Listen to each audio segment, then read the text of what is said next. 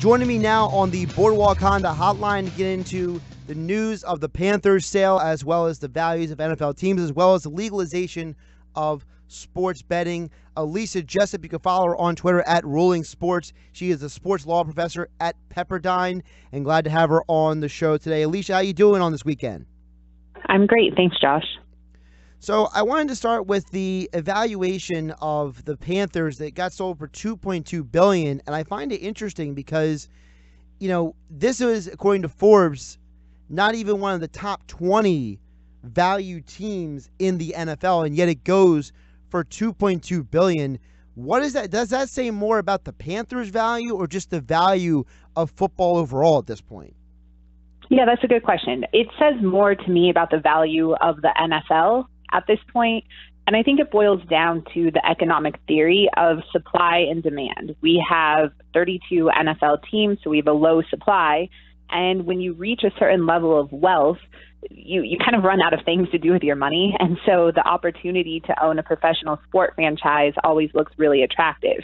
And so if you only have 1 in 32 chances, or even the opportunity for one chance to purchase a team, and if you have the financial resources and wealth to do so, you essentially engage in a bidding war, and it drives up the value because there's high demand for these teams. So I think it's a matter of supply and demand. I think it's also a testament to the valuation of the NFL as a league in total, driven largely by its TV deals and the fan base surrounding those TV deals. We just saw the NFL just do the newest for Thursday Night Football. Now it's going to be on Fox. The NFL Draft had its biggest ratings ever, and it helped that they were on 3 different television platforms over the draft weekend. How much higher can the NFL go in value? Because, you know, once you get to billions of dollars, we're talking about money that most people can never even, mathematically or financially imagine. So how much more can the NFL actually grow?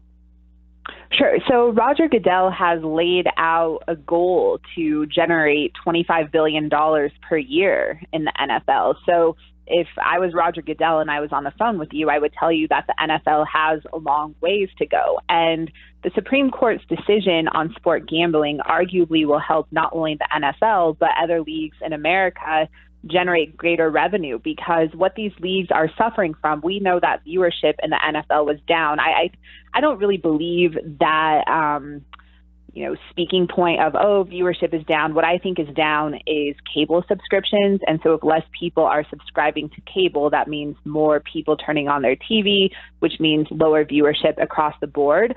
But what leagues are fighting with is people's attention is going elsewhere, driven in part by the smartphone, where we're spending more and more time on our smartphone than we used to spend watching TV. And so the legalization of sport gambling creates some new revenue lines for these leagues, where now they can put fantasy sport-like games that fans can actually bet money on the smartphone to help drive interest, which in turn drives revenue. So the NFL was one of the leagues that, really since 2015, when DraftKings and FanDuel overtook all of our life, they were not very publicly in support of sport gambling or daily fantasy sports. They were one of the last leagues to make a statement after the Supreme Court's decision a couple weeks ago.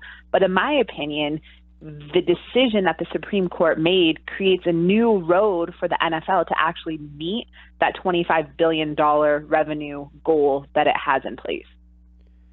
So if the Panthers are sold for $2.2 billion, and we know the NFL is aiming for, as you mentioned, that $25 billion goal, what do you think the value of the next NFL sale team is going to go for, considering that it seems like the price just keeps going up and up? We saw the Browns; they were not $2.2 billion when they were sold. They were billions, but they weren't $2.2 billion. So, a team like the Saints, or maybe a team like the Titans, or whatever other team may come up in the near future, what do you think the next NFL team could potentially go for? So it's hard to say, and I know that this isn't an NFL team, but an NBA team. But if you look at the sell of the Rockets, Leslie Alexander was the former owner of the Houston Rockets, and arguably their new owner got a great deal on that team, which may be headed to the NBA Finals, because Leslie Alexander just wanted out. So I don't think it's fair for us to look at this sell, or if we go back to baseball when the Dodgers sold for $2 billion, I don't think it's fair for us to say that what this team sold for necessarily creates a precedent for every single other team. It's not like buying a house where you go in and the house that you're interested in is priced based on comparables.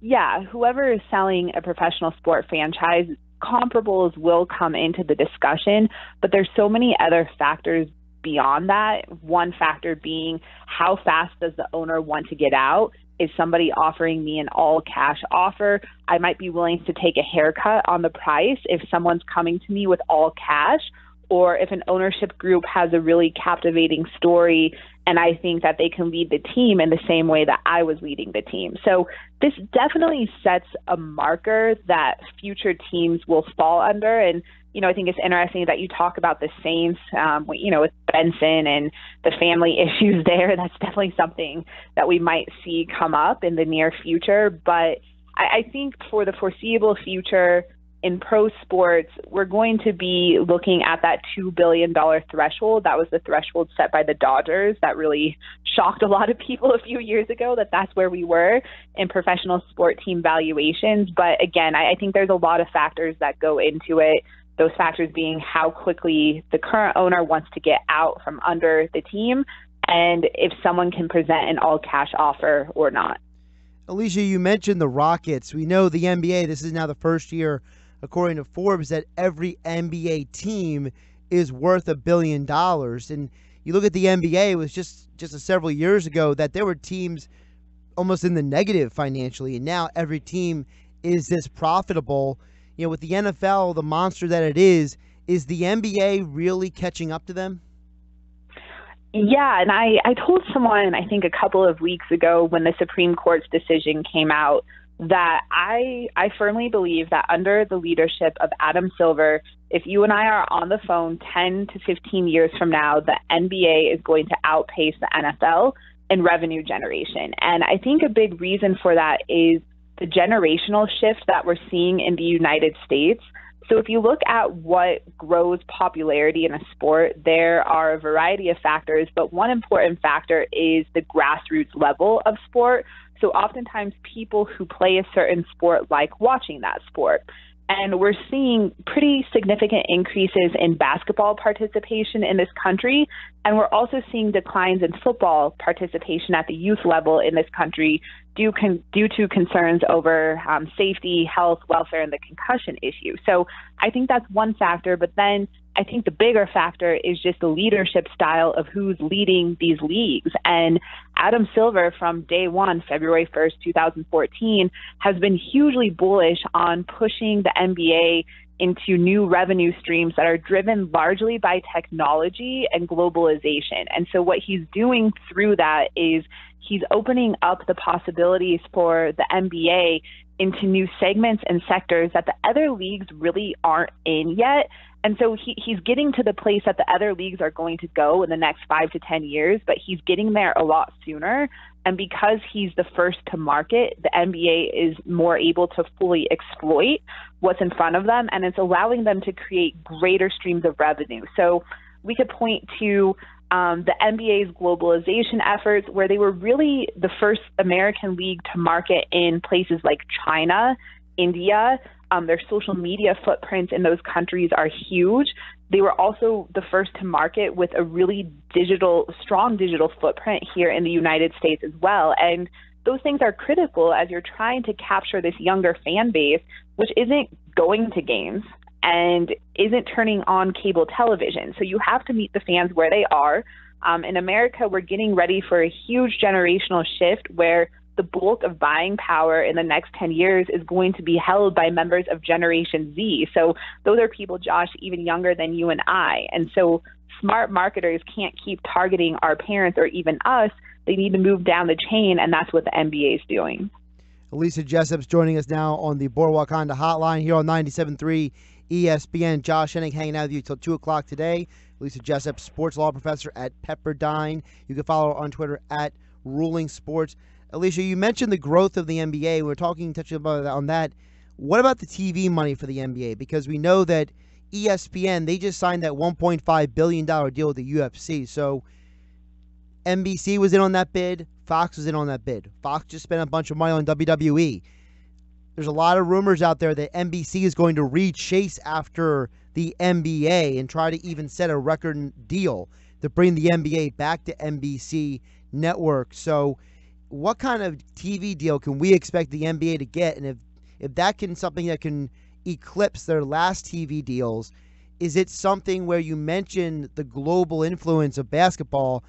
Could basketball even get to the level that we don't even have the conversation about the money value anymore, that we're just focusing on, how many places can you find the game? I definitely think that second part of your question will certainly happen. But in terms of the TV contract, we also have to remember what's taken place since the NBA lockout in 2011 until now in 2018. This is arguably some of the best basketball that we've seen in 30 years. We have the emergence of new stars. LeBron James is killing it, even in his, quote, old age. I mean, the guy played he put up over 50 points last night and played over 40 minutes. It's pretty incredible. And so fans are being treated to really, really, really good basketball. And it's not just one team that is performing well.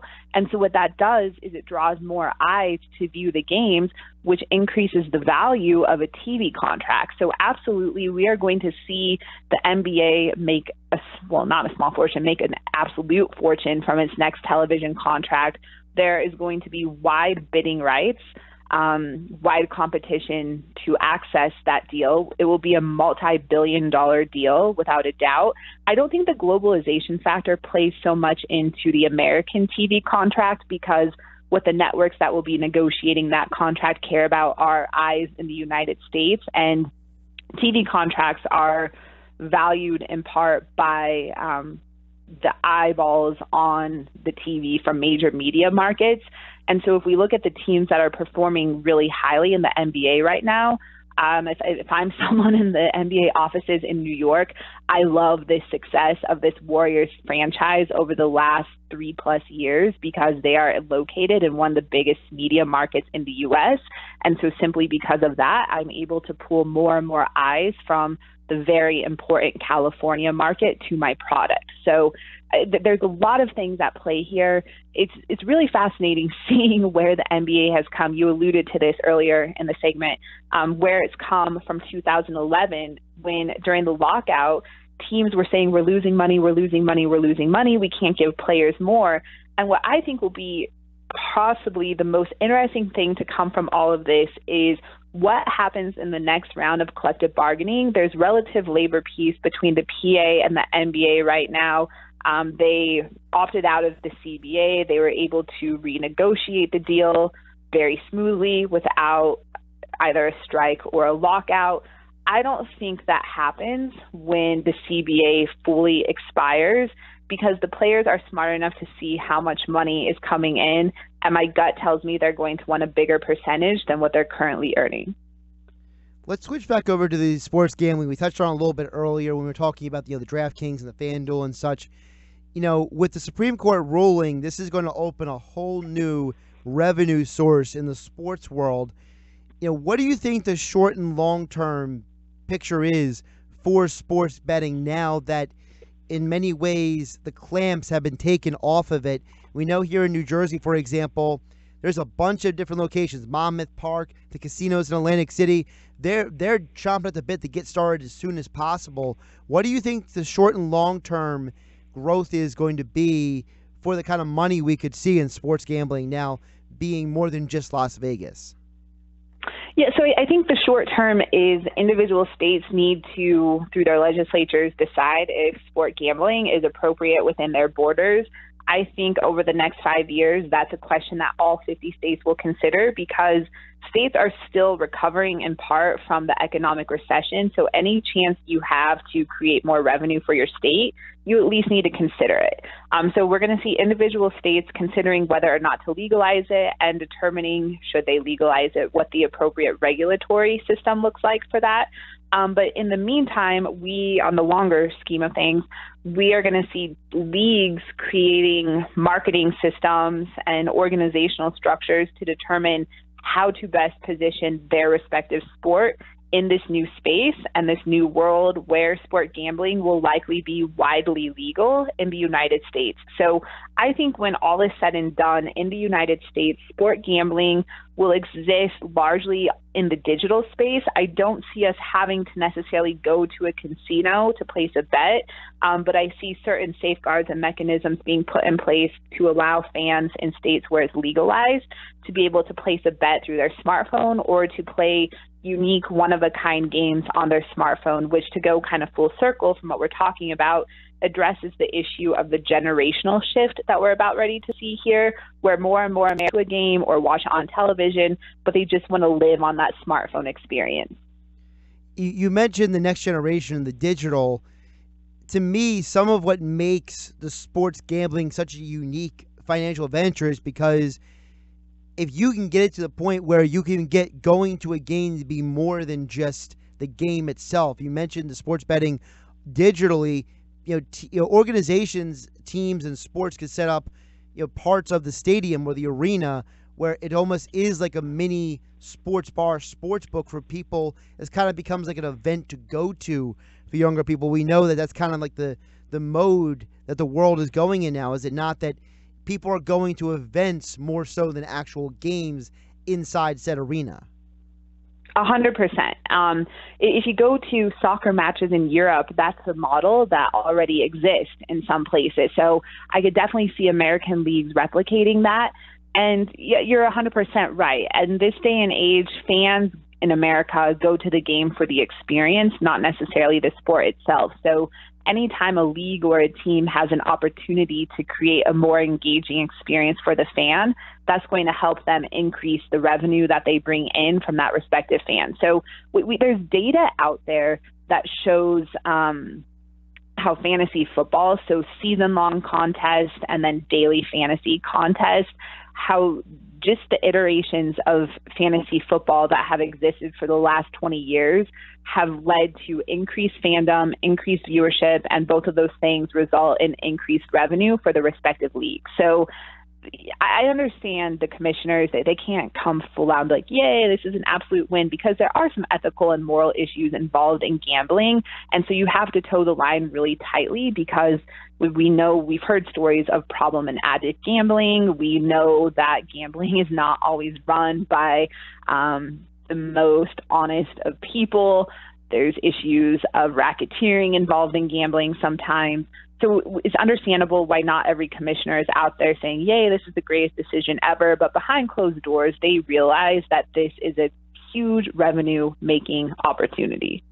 Right, because it's more than just the actual gambling. It's all the advertising dollars that can come to the NFL and the NBA. Now you're going to have all of these sportsbook and these casinos getting ad time at stadiums and television and digital platforms, whereas there was kind of like you stay on your side of the law and I'll stay on my side of the fence kind of deal with the sports leagues and the casinos. Now I think this is where you're going to see a much bigger cash flow advertising wise. Absolutely. It's going to lead to partnerships from teams with various gambling entities, advertising, like you mentioned, and then just creation of things that we haven't even seen yet. So, for instance, like I said, games that exist on the digital space, which could be branded and then include advertising within them. It's a whole new world. So it's exciting, but the excitement needs to be tempered with making sure that consumers remain safe. Final question for you, Alicia, and really appreciate your time on Memorial Day weekend. Where does esports fall into all of this? With the future of sports and the sports gambling, it just seems like something that started as such a niche thing, and now it's growing to the point where you can turn on television channels and you can see these esports on TV. So how would that fit into all of this? Man, we could talk a whole hour about this question. Where does esports fit into all of this? So I was in the NBA League office about 2 weeks ago, have some great friends who work there, and the NBA just launched the NBA 2K League, and they are super excited about it. The viewership for that is insane. If you look how many people watched the NBA 2K League draft, it was incredible. So, they were just like hyping the NBA 2K League to me, and I looked at them and I said, okay, come on, let's be honest. All esports is marketing. That's all you're doing. It's not a sport. You're just marketing whatever video game you're trying to sell. And so you've created this new marketing activation called esports. And they looked at me like I was the worst person in the world. They're like, Alicia, esports is a sport. So where does esports fit into all of this? I think it's so new that we don't even know what esports is. I'm of the older generation and thought, like, look, I understand esports is where the world is going, and so we need to care about it. But I firmly believe it's a marketing ploy by the video companies to get more people to consume their video game. Whether it's a real sport, I guess that's up for debate. But where it fits into all of this is the viewership numbers for esports are insane. Like how many people are going to arenas to watch it, how many people are tuning into things like Twitch to stream it are incredible. So the money and interest is definitely there. And we will be able to bet on esports. We will be able to bet on esports the same way we will be able to bet on an NBA game. So we're going to see esports being wrapped more and more into our culture. The younger generation is hugely more interested in esports than our traditional sports. And so they're going to be leading the way in due time, and it's where the world's going. She's Alicia Jessop. You can follow her on Twitter at Ruling Sports. She's a sports law professor at Pepperdine, freelance sports writer for the Washington Post. Alicia, really appreciate you joining me on this Memorial Day weekend. I hope you have a great holiday, and I appreciate the time as always. Thank you. Happy Memorial Day.